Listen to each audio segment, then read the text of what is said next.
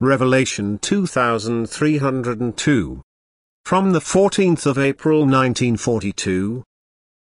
Emotional and intellectual thinking. Truth.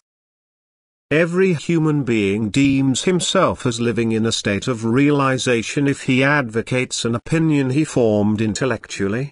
Nevertheless, this opinion need not always correspond to truth. God gave the human being intellect and free will, but He also gave him a heart.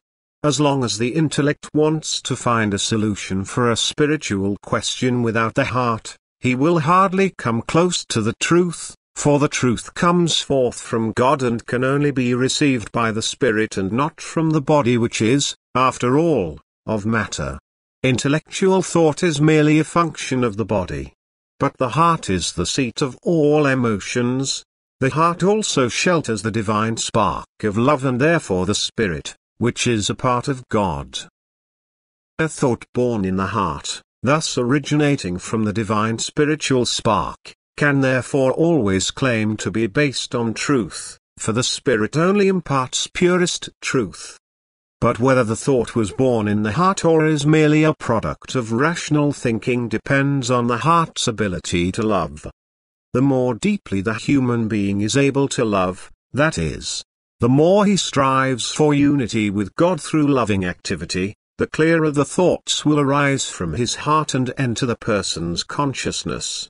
For these thoughts are spiritual strength which flows forth from beings united with God and into the heart of someone who likewise unites with God through his activity of love.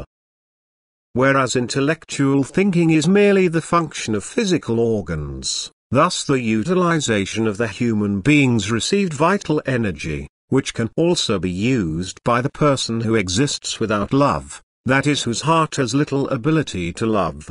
Intellectual and emotional thinking should thus be separated. The latter will always arrive at the truth, whereas intellectual thinking need not always be the truth, even if one can speak of well-developed reasoning power. Only love is decisive, that is determinant of the truth.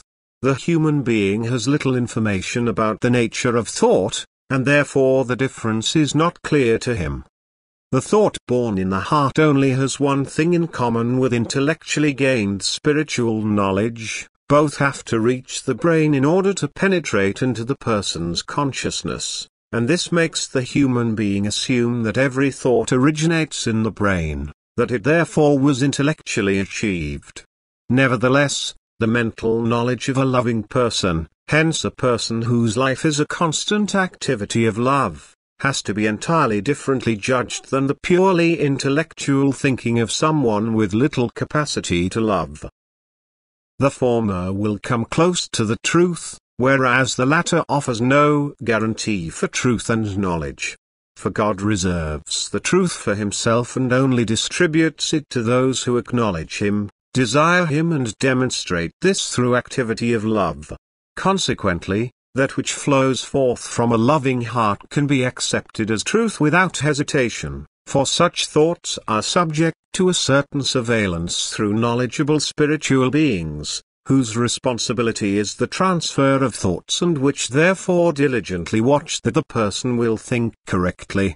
For through his activity of love the human being acquires the right and the claim for the light being's assistance, which now guard the person from thoughts which contradict the truth. Amen.